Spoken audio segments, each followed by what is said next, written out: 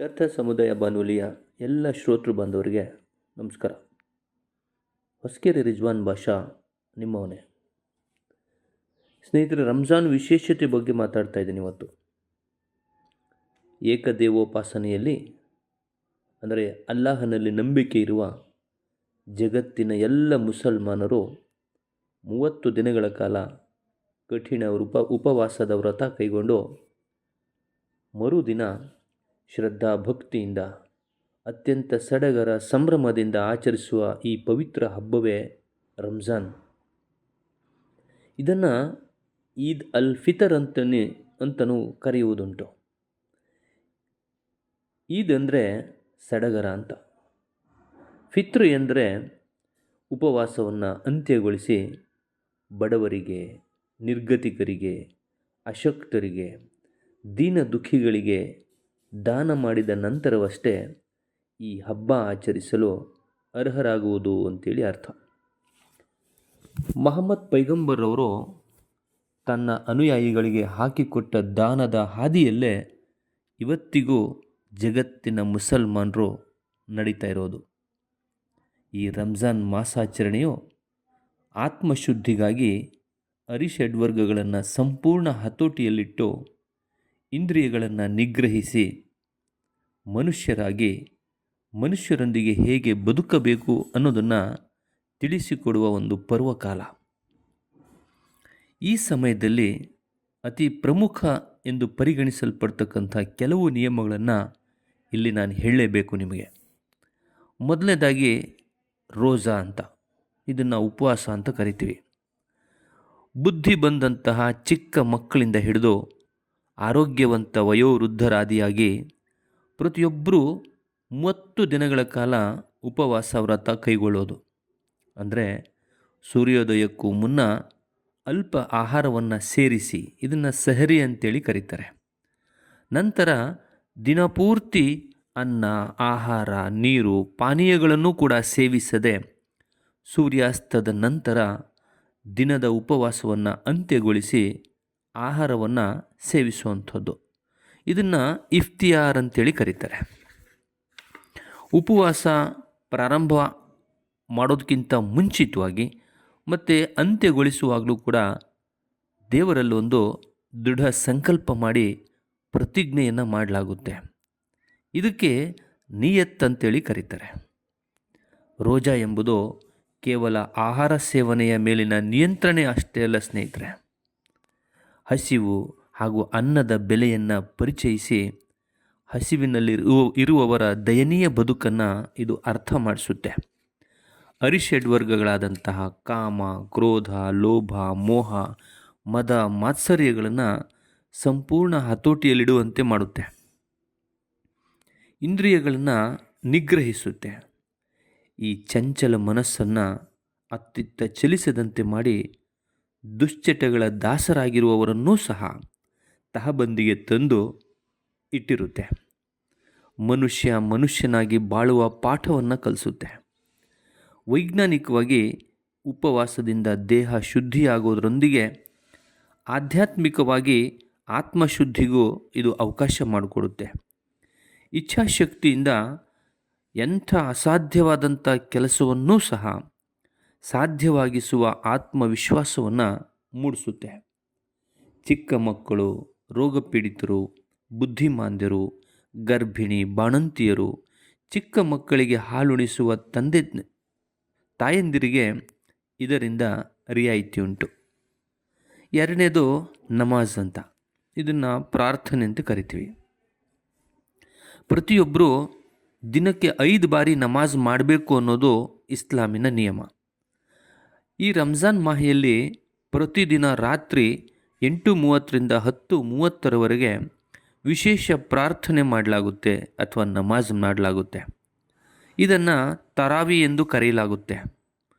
ಈ ಸಮಯದಲ್ಲಿ ನಮಾಜ್ನೊಂದಿಗೆ ಸಂಪೂರ್ಣ ಕುರಾನ್ನ ಪಠಣ 30 ದಿನಗಳ ಕಾಲ ನಡೆಯುತ್ತೆ.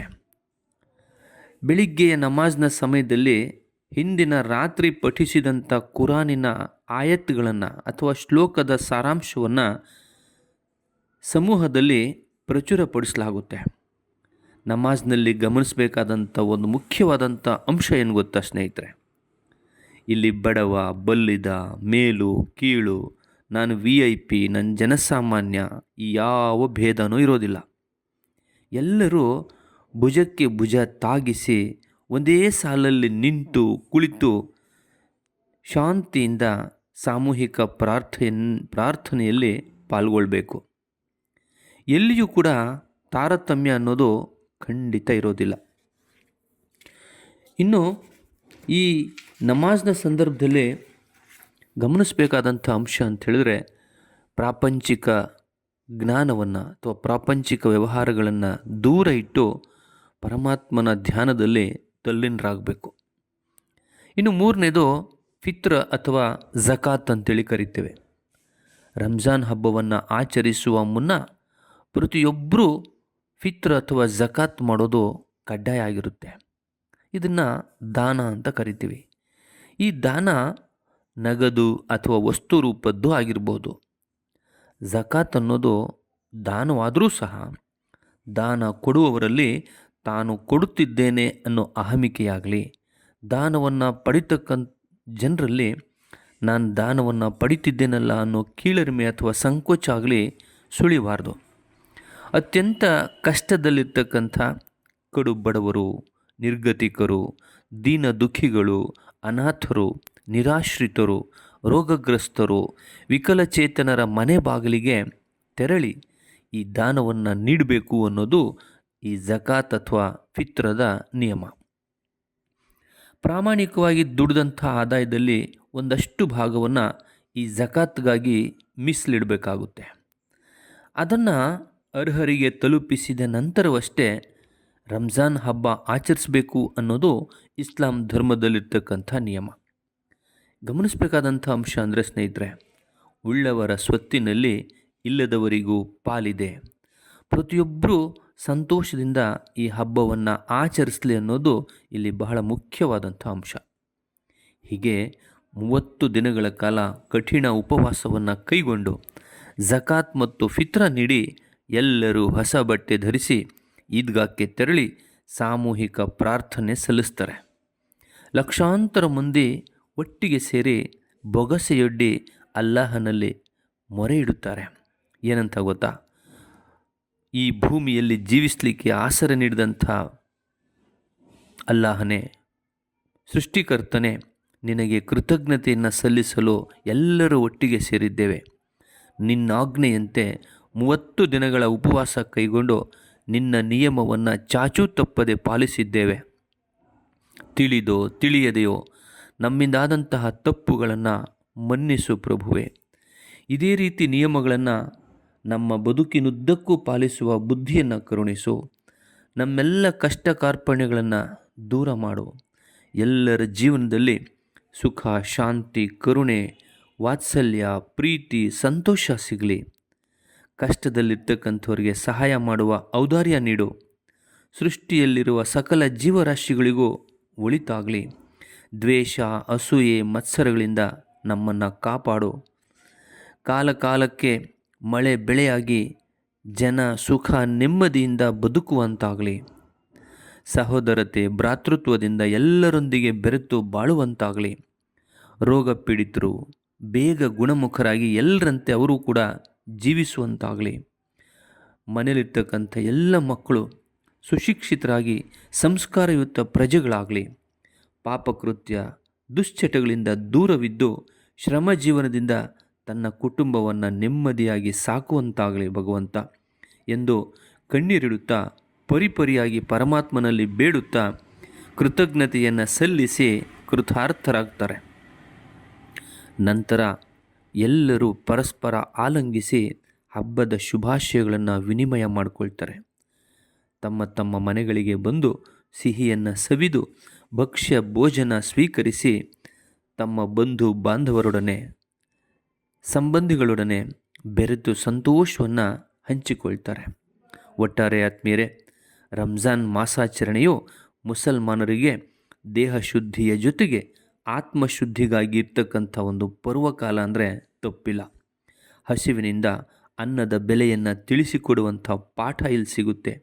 ಉಳ್ಳವರು ಇಲ್ಲದವರಿಗೆ ನೆರವಾಗಲೇಬೇಕು ಅನ್ನೋ ಪಾಠವನ್ನು ಕಲಿಸುವಂಥ ಸಮಯ.